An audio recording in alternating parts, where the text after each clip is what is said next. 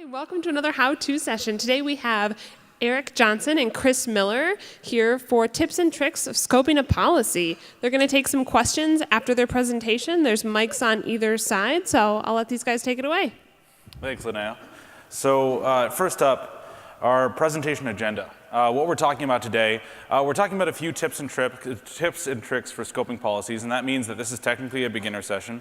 We're going to try to incorporate beginner tactics, things you encounter during a JumpStart, which is previously my frame of reference, and as well as a little bit more advanced or things that are specific to some organizations, just to get kind of deeper into the whole scoping policies process. So we're going to talk about group-based scoping, that's static and smart groups. Events/triggers, depending on which term you'd like to use, daisy-chaining policies together, and then finally just extension attributes. And then we'll take a look at just a couple of examples from there. So starting off with group-based scoping, we're using groups to define and find our scope. So there's two types of groups when we're constructing this, and this is a basic fact. There's two groups. There's static groups and smart groups. And by the way, just a frame of reference, we're talking pretty much exclusively about macOS, given that these are policies.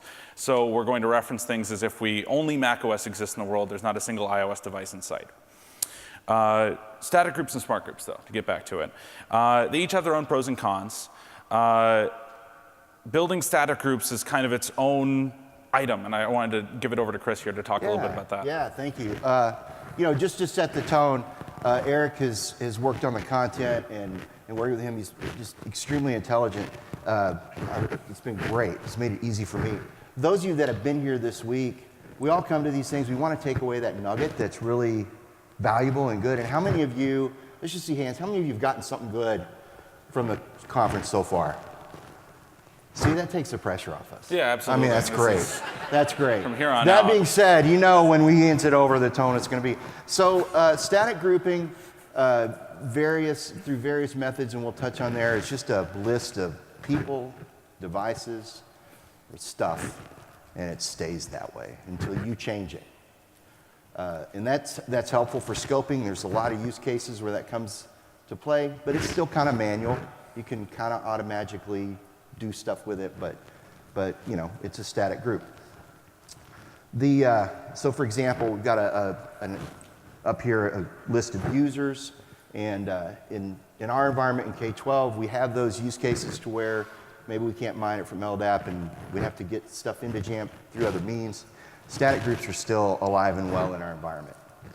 That being said, most of what we do is going to be through smart groups, and then all of our policies will use one form of those two groups or another to do some of the ninja tricks based off of that. So those are the kind of important containers that you base this off of. Smart groups, they're constructed from criteria. And I will say, use the keep it simple, KISS method on this. Less is more. By definition, that means that their scope can change. The nice thing about that is you can build, if you really think about your workflow, with intentionality, you can build and scope smart groups, and then you don't have to touch them. Your criteria as users go in and out of that, they flow in and out dynamically, and the magic just happens. This is a smart device group with criteria based off of user and location. It was built probably about 5 years ago. So we're scoping to whether someone is at a particular campus, whether they're staff or student, and grade level. And so obviously kids in 4th grade, as they go into 5th grade and all that stuff updates through LDAP, boom, they get their policies. And I get to sit at home, like all of us who don't do a whole lot in IT, just kicking back and taking it easy while all this happens on the back end. So that's the beauty of smart groups. So just kind of to reiterate, as we're constructing those, as we're looking to those for scope, smart groups, pros intelligent. So we actually have altered scope. We have constantly changing scope. The two examples we saw were based separately off of hardware information updating, so an OS version change, or separately LDAP information synchronizing. So either way, we have altered scope that's occurring as a result of inventory data. But it is resource hungry. To be fair, there's a finite number of smart groups and criteria that we can attach without taxing the server at a certain point. Static groups are lightweight, on the other hand, so they have really almost virtually no server strain at all. They're not being recalculated until we manually tell them to update, so there's no concern about another inventory update or another extension attribute creating further computational needs. But they're a bit impractical to create manually at scale. If you have 25 devices, static groups for life, absolutely. I mean, that's fantastic. But if you're working on the thousands of devices, creating static groups manually is not necessarily an ideal workflow. And so what do we do if we need to create static groups? What do we have available? I'm a huge fan of the MUT. I think the MUT was written especially for me to make my life easier. This is a utility you can download in the Mac App Store. It's been the pet project of Mike Levinek. And he's had a couple of sessions here. I love it, and I didn't get a chance to meet him, but I want to give you a shout out. This is a great tool for users. With the MUT, you can actually scope, create static groups. You basically will export a CSV, and you kind of set some criteria in that, and it's basically a GUI front end to the API. It stands for the Mass Update Tool. The major advantage is, again, like I said, to be able to create those simple CSVs based off of those, maybe those niche use cases. For example, we had to scope a rather expensive textbook on guitars to the kids in the guitar class, and that wasn't something that was easy to pull from LDAP or other information. We used the MUT. It was no big deal. The functionality is built upon the Jamf Pro REST API, but you don't need to know that. You just kind of follow the directions. There's some pretty good documentation, and the GUI makes my life easier because I don't have to use a Python script and fat finger some kind of variable and mess it up and then dork up my database. So I love the MUT. Yeah, and I think it deserves an special shout out because I believe Mike is presenting right now in the MUT, so anyone currently watching this means you're not getting his explanation of it. You'll have to watch that later. But absolute shout out. I know many in the audience find this useful, but one of the functions that you may not have considered is easily and quickly creating static groups en masse. So moving on, we've looked at a couple ways to build our target to find our devices, but how do we have a policy occur? And this is really, to me, it's a part of scoping. When we're building a scope for a policy, we absolutely need to take into account the events that make it occur. So, kind of leading the list in terms of the events that I like to lean on is recurring check-in, because it's guaranteed. So it's kind of my go-to. It's a workhorse. I can absolutely depend on recurring check-in, even if somehow it doesn't pick it up on that 15-minute basis, assuming that we're using a 15-minute check-in frequency. I can still lean on it later on. It'll still kick off the next time. So at least for me, that's become a workhorse. But we have other options. We have enrollment complete, startup, et cetera. And then I also wanted to talk, after we talk about our event triggers, is also just prioritization of our actual policy events that occur. So let's look at an example of our events here. Okay, so basically you can see in Jamf 10 the list of available triggers. And the bread and butter, like Eric was saying, is the recurring check-in. The nice thing is with some of these policies, I can empower my field technicians to go out and with CLI just kind of see and kind of trigger some of these, let them run. We're going to talk a little bit more about custom events, but it's just really simple. You're gonna, create a policy, go under general, and the triggers are right there, and it's as simple as clicking a checkbox. And when we're looking at kind of comparing check-in versus others, this is the conversation I like to have. Recurring check-in is consistent and it's redundant. And so over time, and you guys may have noticed this with Mac OS, but events like startup, login, have become less and less consistent. There was a point in time where, my users restart their device every day, or my user will probably log out this year.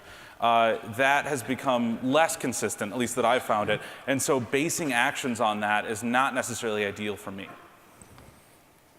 I'd just like to find out how you get users to log out. Yeah, how we can ever convince them to do that. The other thing, and I just kind of transitioned to it without saying anything, but we wanted to talk a little bit, if we're doing recurring check-in, we can also have something that Chris brought to my attention, which is alphanumeric or numeric alpha, however you'd like to describe it, policy naming. So, right, and I learned this from y'all. Okay. So it goes full circle. So the cool thing about the recurring check-in policies is there is an order to them, which I didn't know at first glance, and it is alphanumeric. And you were actually saying that it does symbols. You can add symbols in there as well. Yeah, it's technically ASCII numeric, like it follows ASCII order. So the thing to be careful of is if you do have a particular order, and this screenshot are from the basically the workflow that I have when we're onboarding computers. We do zero-touch deployment in Eanes ISD for all new teachers. And these triggers were set up to go in a certain order based on the class. And I did order them, 1, 2, 3, and then the letters behind them. And those I could change kind of as almost like tuning as we got into it to see the order that they wanted to run into.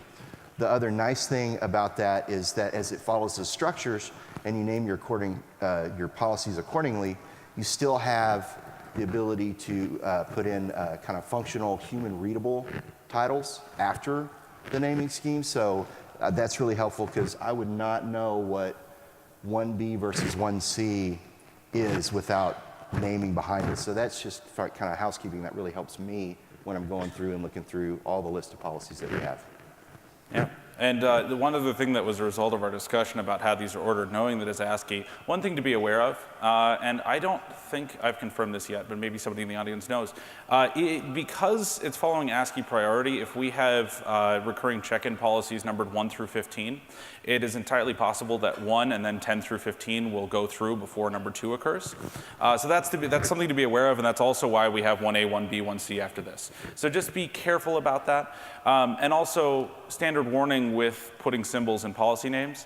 I tested it with every symbol I could think of that would break something with escape characters and everything else. And everything was properly sanitized. I never had an issue with it. But I would still avoid it generally. I wouldn't put a bunch of symbols. I wouldn't try to trick the Jamf policy into accidentally executing something else. So it's really good to stick to our alphanumeric characters here. If you have to use symbols, just know what order they'll go in. Have you tried emojis? I haven't tried emojis, but it's the new emoji policy scoping. And actually, I believe as of 9.99, we sanitize database emoji inputs. I'm serious about that. I don't know actually which version, but it was pretty recent. So the other event that we didn't specifically cover yet is custom events. So custom events is where we actually want to have something that's only called when we run this command. And you can see the command down there. We're running sudo jamf policy -event or -trigger. If you run trigger and you're looking at it, it'll tell you it's deprecated. It still works right now. You can totally move to event though. And then enter your custom event name. And that'll call the event that we have set up for that. So that'll actually call any policies and all policies with that event trigger configured. And again, it will not occur unless called. So if you think you don't want to have any other basis for things to occur, you don't want recurring check-in, and you just put a custom in there, there's no other reason that that policy will ever happen. So let's take a look at that in a policy. Yeah, absolutely. This is one of the ones we used, and of course I like to use names that I can remember, because I might be one of the things that I do is, in addition to creating a policy that runs, I like to have almost mnemonic-like trigger names, and you make them up. Whatever makes you happy, you can put it in there, so that my field text can just go sudo jamf policy -event instead of trigger. I'm a trigger guy, and EC phone home. And this one is a policy for Enterprise Connect, and you just put it down there, and then it's really that simple. I mean, it sounds a lot more complicated than it is, but and I don't think the names that I picked make sense to my text, but they make me laugh, so there's that. Yeah, and it's always visible. And then one other thing we were talking about, and sometimes I see this, and not all the time, but the important thing to know is that a custom event doesn't really compete with any other event directly. Because it's not happening. So I don't know if anyone's ever tried this, but trying to put Google Chrome out in self-service and also have a recurring check-in and allow it to reinstall every week, you're only going to see Chrome in self-service for about 14 minutes when it's in that narrow window where it hasn't executed on a recurring check-in yet, but it's technically been a week from when it last happened. So things like self-service and recurring check-in will compete, but self-service and custom don't really have a problem. We've already got our scope set up properly because we've got it out in self-service. If I just want to call it manually, I know it's scoped, I know it's set up, and I can just drop in a custom trigger and call it that way. So there's a lot of, to use a 90s business speak term, a lot of synergy available there. And as I was saying again, I like having these policies available in the Jamf so that my techs, when they're out there, there's maybe stuff that I don't want it to run automatically. I don't necessarily want it to put it in self-service because I would like some people that have an idea of what they're doing to trigger it. And this is just a really good way of doing that. Perfect. To attach to this kind of idea of custom events, and I don't know, is anybody here aware of daisy chaining? If we could do another show of hands, you guys use daisy chaining, aware of it? A couple people. The lights are very bright, but I think I see like 3 hands. So this is, I'm putting scoping in air quotes here because it's not technically scoping. But it is. It is a functional way to make sure that policies happen on the appropriate devices, and that's my definition of scoping. And it's really using custom events to manually chain policies together. And just fair warning, this is kind of an old school method.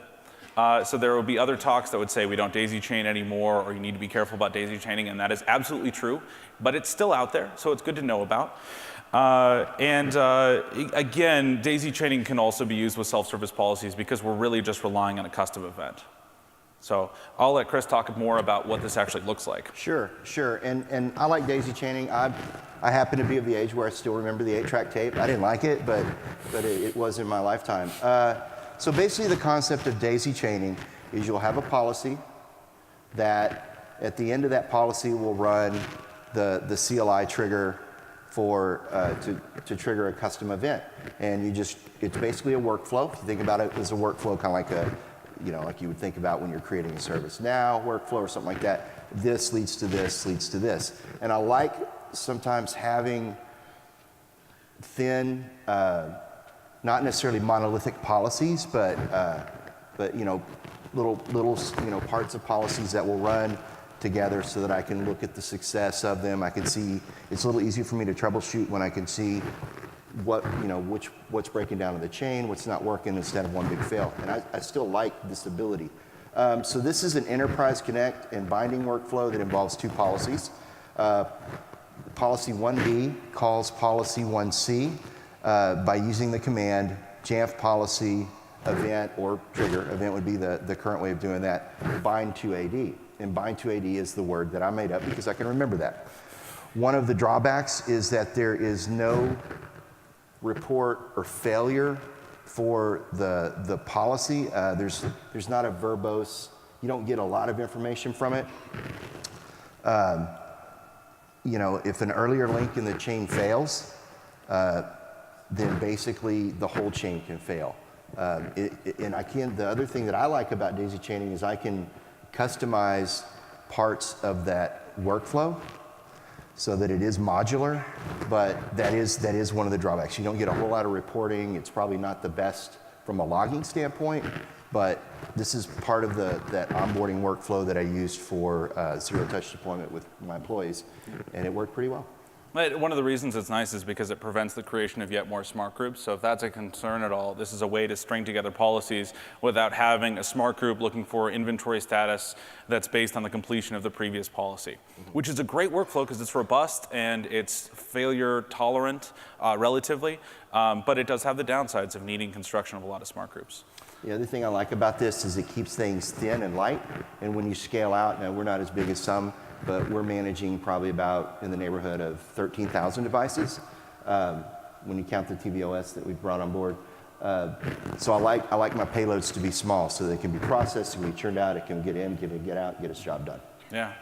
And one other thing that had been brought up in previous sessions that I just wanted to mention here, keeping your daisy chain shallow, so to speak. One Jamf process doesn't actually exit until everything it's called has. So a non-ideal way of building a daisy chain would be to have policy A call policy B, which calls policy C. That's not great, because B and C have to complete. So C has to complete, then B gets to complete, and then A gets to complete. And so we're having a lot of concurrent processes running there. So it's much better to go, okay, great, A calls policy B, then when that's done, policy A calls policy C. So just kind of picture it that way.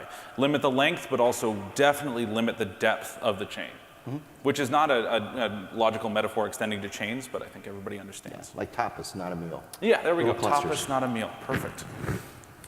Now that we've looked at kind of ways that we can construct or build triggers or events, I also wanted to talk about another way that we can have custom inventory or custom scope. We can build these extension attributes. And I'm sure pretty much everybody in the room is using extension attributes. And there's really two types when we're talking about scope. We can have manual input or entry, so something that's actually just manually pulling, that we're manually updating, or as I'm saying here, something that we're using the MUT to update. So just like we can build static groups with the mass update tool, we can also have an extension attribute and have the mass update tool iterate through a CSV and update that extension attribute on all those devices. And that's a tried and true workflow. That's absolutely functional. The other thing that we can use for scoping that I really like with extension attributes is dummy receipts or empty receipts, really the same term. So you can actually build a dummy receipt and have policy complete on the presence of that. And I wanted to actually take a look at what this means and how we construct this. Basically, when you're building extension attributes, you have the ability to use text fields. One of the things to look at is you can use text fields, a pop-up menu. You can actually do scripts. And the first two options are definitely designed for a manual entry, but you can also use a tool like the MUT to update those extension attributes quickly.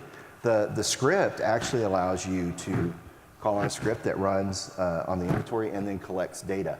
And so that's really powerful to be able to pull that in. And there's a bit of fluidity with doing extension attributes that way.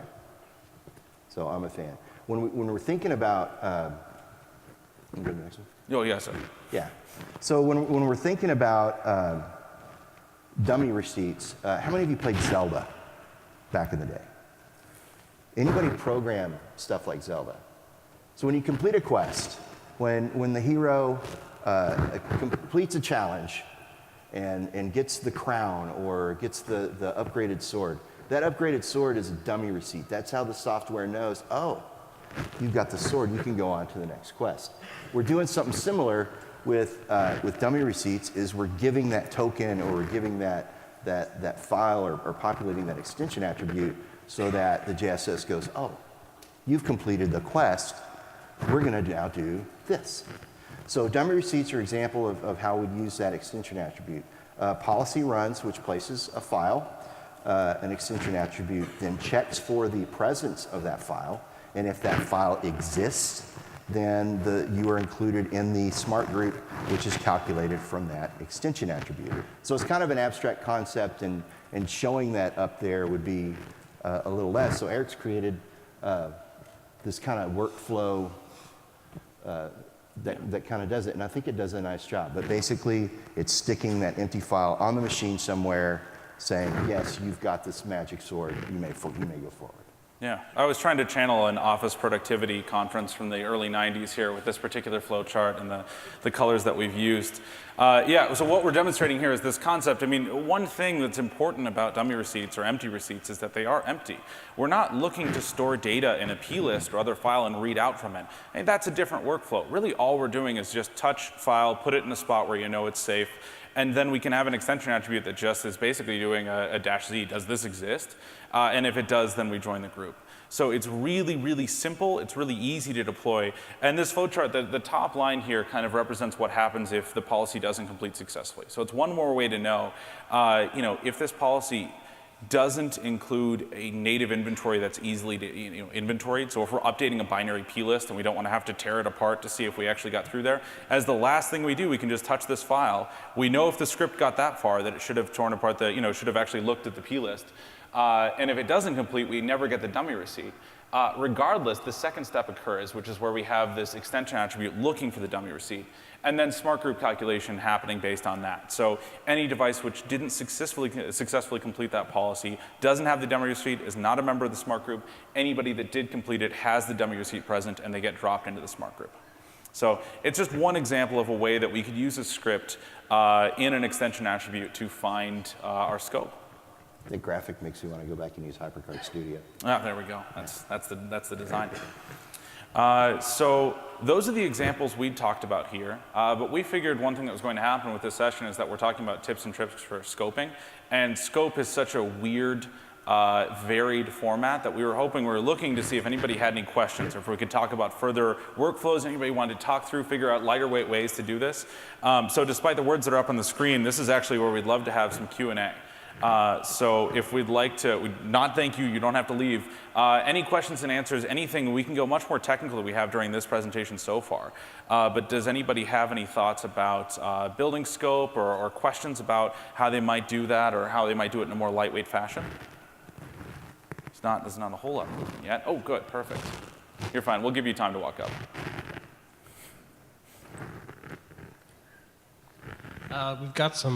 We have one that sets off time machine, and I'm wondering if there's a smarter way of doing that now, because it took a little while to set that up. I think it's currently based on a daisy chain. I think one calls the next. It's like four individual files. But I think maybe it sounds like it's time to redo that. It can be done a bit better. You got ideas? So what is the end goal? I'm just trying to figure out. Right now you have something happening to based get time machine, or not time machine, but to get file vault up and running on it. Oh, okay. Yeah. So is that, do you want like feedback? Because there's a lot of ways I love to do file vault. What I would consider the legacy way to do file vault would be using policies in numerous smart groups. Have you ever taken a look at the configuration profile method of enabling file vault? It's a little bit different, but it requires less smart group creation. There's actually a GitHub project around this. There's a couple of them where you can use the Jamf helper to prompt people to log out to enable the file vault process, since that's where configuration profiles actually have it occur. You require file vault, but it doesn't actually happen until logout. So it becomes a much simpler process. You basically scope out to everybody that you want to have file vault on. You don't need to create smart groups to figure out if they're there. You just say, great, everybody's got to have it, required by configuration profile. You also want to do file vault recovery redirect as a part of that. But then once you have that enabled, anybody that already has it, anybody that's already file vaulted doesn't get any prompt or any change. Anybody that is not file vaulted only has it happen on logout. So then you just tie that to usually a Jamf helper or whatever you want that basically just says, hey, could you log out as soon as possible and start this process? And then the next inventory update, we have accurate information reflected about their file vault status. And even before we know that their file vault encrypted, before we get inventory, because of the redirect key, we'll actually already have their file vault key present. So that's, I don't know if that helps your workflow at all, but that's what I would recommend. Basically 0 smart groups, super lightweight, really easy to scope. You guys said the helper, the Jamf helper, and then the configuration profile with it. Yeah, so Jamf helper would be a policy. So it would be 2-part. Configuration profile that goes to all those, that'll go out almost immediately, and then a policy which is tied into that. That's basically that you'd have one smart group to find everybody who doesn't have a key escrowed that isn't encrypted, and then have that pop-up come up and say, hey, you need to log out, and that'll take care of it. Okay. Would this be kind of also a simple example for a dummy receipt? Yeah, because then they get the receipt and they be put into a different group, so you scale down the group that needs to be done over time. I mean, it's kind of an older approach, but you could use a Unix command to create an empty file somewhere, hide it, and then look for it.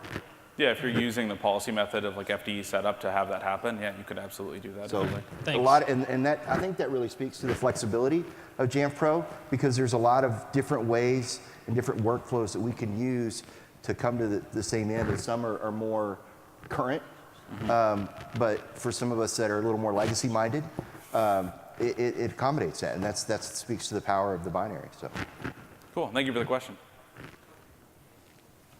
We got a couple spots. We're actually going to alternate mics if that's okay, just to be totally fair. We'll go over here if that's okay. Thank you, guys. I just moved from imaging to thin provisioning, and I've been using like 15 daisy chains. Can you explain a better way to do that? Because really, these are like mobile cards. We really don't want to touch them. We're going to turn them on, plug them in Ethernet. let them download Office and all that other good stuff and just go to town.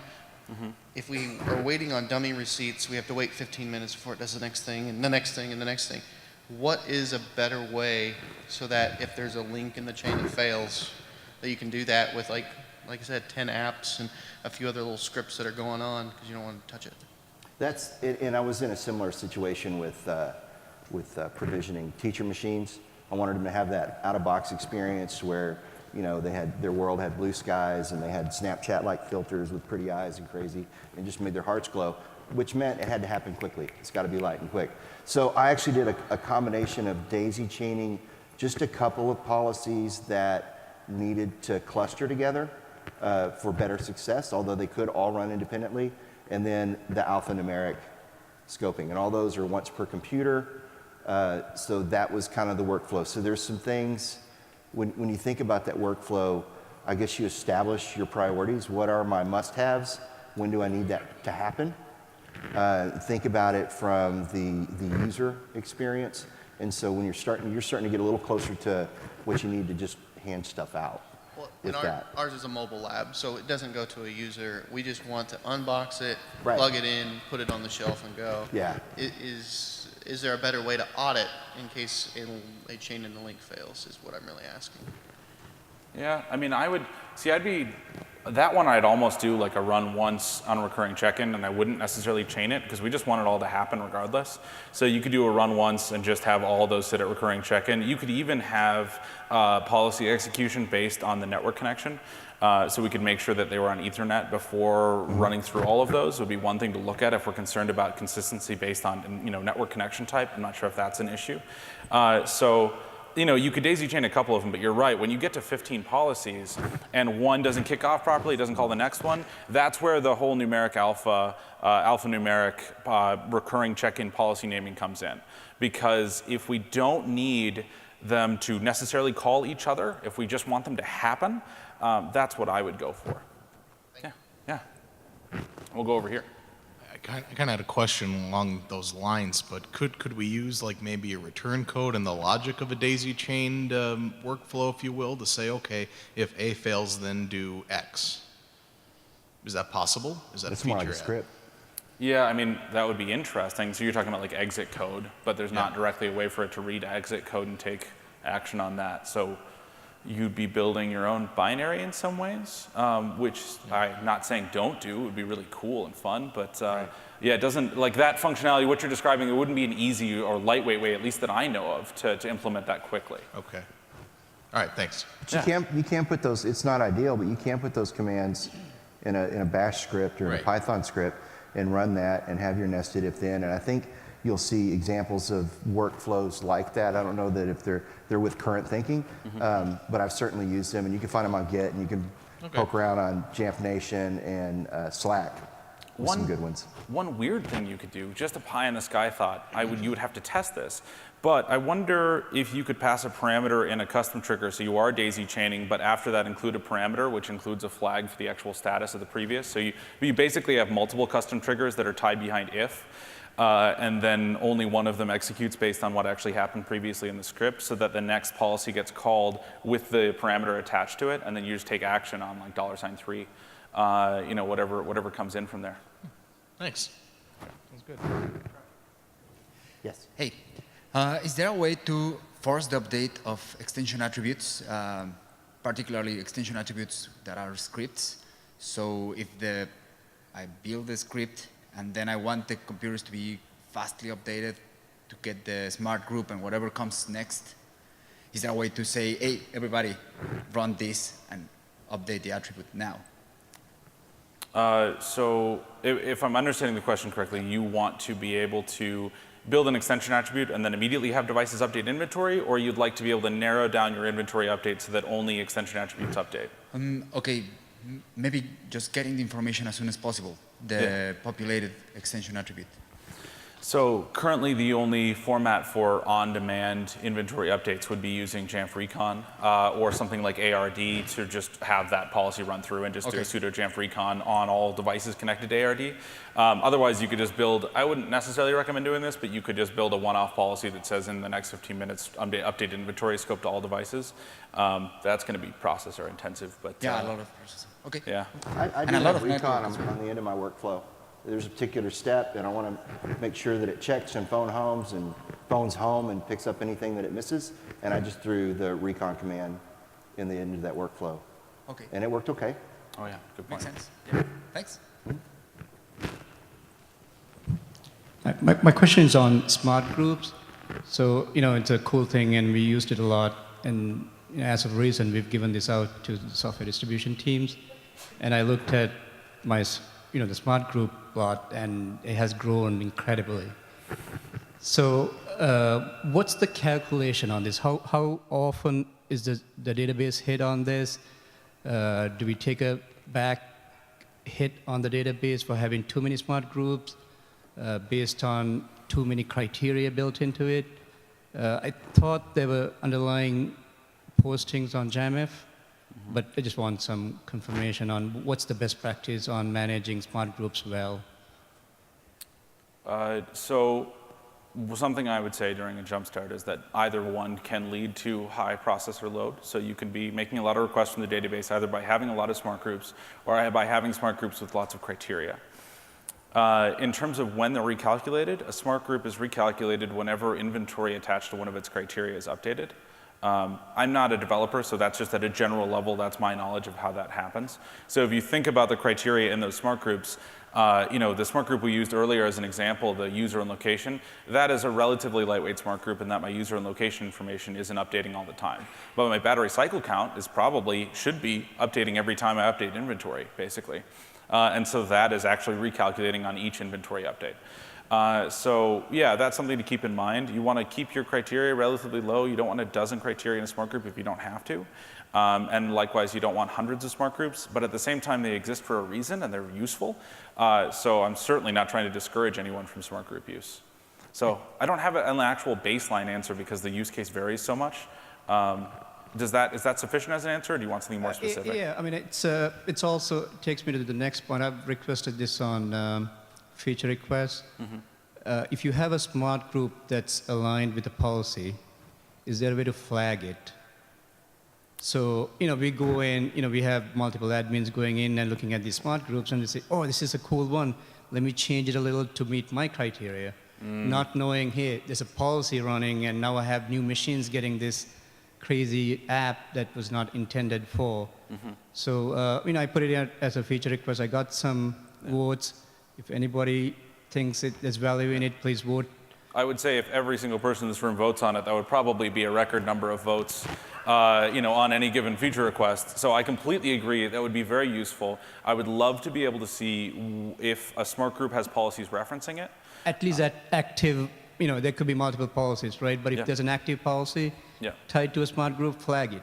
Like this way we know, hey, don't touch this.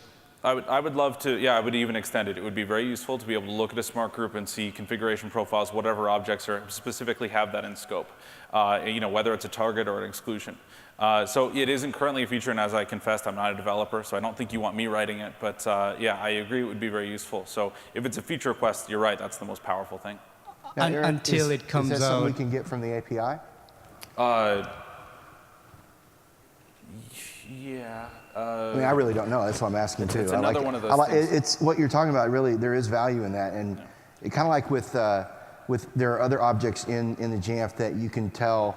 That's what's my next question. So until we have something like this, is there a way to get that out so we don't inadvertently scope machines that are not intended for?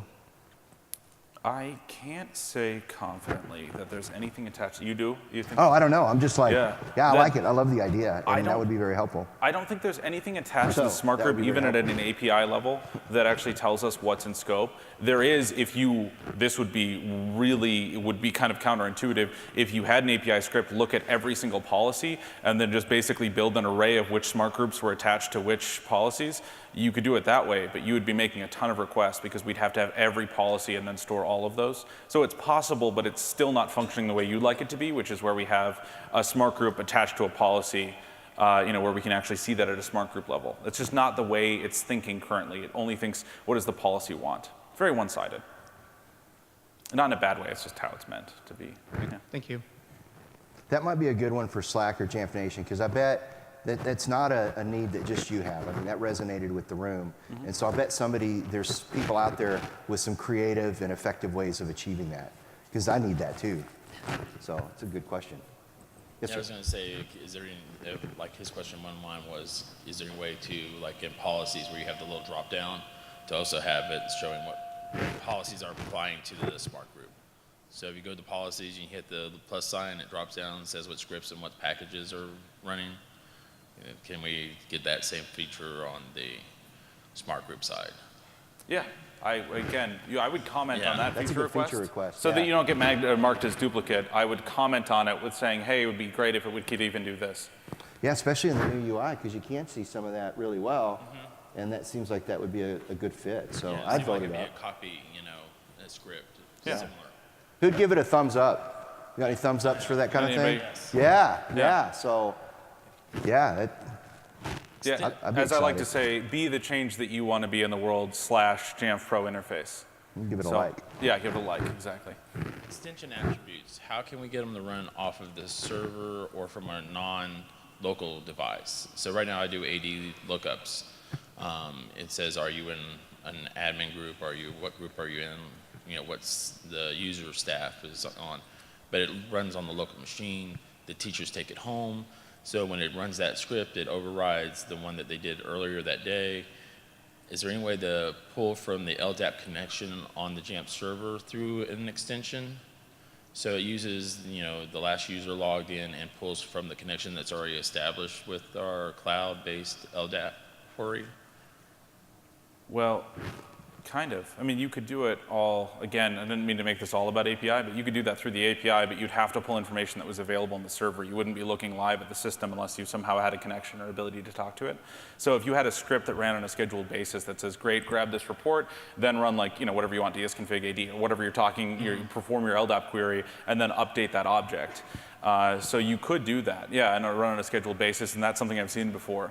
So you just want to cron job that so that it's happening consistently or happening based on some event or action, like a web. What's the goal? I mean, what are you trying to achieve with that? Because I'm wondering if that might not be something that could be Well, we don't have help any with of the Nomad. none of the teachers are logging in through Jamf. They're just doing it through the LDAP, through AD. So they're not actually saying user under the work device. So the device is just a device. But we want to know what their physical location is, so that's one of the attributes we pull. So we can use that to put it under the site and building. Yeah, so And what group they're in. So if they're yeah, in a it's group specifically if you want to update yeah. the sites automatically based on LDAP information, yeah, you can easily break that out into a script and then have that running on probably another box. That would be my go-to answer for it, but that's because I like to do things like that. But does that make sense, or is that an untenable answer? Doesn't Jamf pull in location from, this may be too simplistic, but doesn't it pull it in when it does the lookup on the update inventory? Yeah, but I think we're saying that we don't have a direct connection. Is that Well, we the have case? an LDAP connection, but we want to know what the user's physical location is. Yeah. So, but they're not actually a user in Jamf. Okay. So they're, there's Oh, see, we have thousands of teachers, so we don't want to import them all with that LDAP connection. So it populate. So none of the teachers are in there, almost none of them. Let's talk a little more after, because Yeah, I'm I'm doing curious. that, and I think I'm doing what you're wanting, and we don't have RAD in the cloud. We're all on-prem, and they talk to each other, and that information updates for us pretty well. And the last one was way to pass the variables between one script and another one through policy. So I don't have to keep on running the same query in multiple scripts. I could just run it once and pass it. So like, where's the Jamf binary? And it gives me a variable. I want to be able to pass that to another script. So a couple ways you could do that. I mean, one way you could actually just store the information locally on the system that's then referenced by smart groups in the future. Yeah, But I'm doing that now, making dummy files and deleting them at the end of them, but I would just like to be able to pass the variable directly. yeah. That's probably a deeper question. Yeah, that relates back to the question of can we pass parameters when we're calling another policy? I don't, yeah, so the way that comes to mind is just storing it locally. You don't have to create dummy receipts necessarily. You could actually just create a file that contains just that information and then just read out those variables as needed and write to it. That way you always have one source, one location. You don't have to worry about deleting it. Just put it in a directory and lock it away from the user so that they're not going in there deleting it accidentally. But that would be, I mean, that would be one way to always have those variables accessible in the system without rerunning the calculation for them. I've seen some of that with some of the different workflows to elevate users from standard to admin temporarily and then deprecate them back down. Not that they're any less important in our hearts, and it uses that same method you were talking about. Those parameters are in a file, and it calls them, pulls them in, and then rewrites back to that file when it cleans up. Yeah, and that's what I was thinking about doing, but I'd rather if there was a way just to pass variables in the same policy, it'd be really nice. Yeah, I'd have to test it because I don't know. Yeah, if you could call a policy by ID and pass a parameter, but I'm not sure if you can. So can you put a policy in a extension attribute so I can generate an extension attribute all of a sudden, and then it would wipe out that extension attribute, not attribute, but the variable that it put in there? I mean, these are really cool ideas, but we're going to need more time, unfortunately, and we're wrapping up our session, so we'll talk after this. Okay. Thanks, Chris and Eric. Our next session is after lunch at 1:30. It's a scripting 101 with Sam Clark from the field technicians team. All right. So hopefully we'll see you guys back after lunch. And thanks, guys. Sure. Thank you.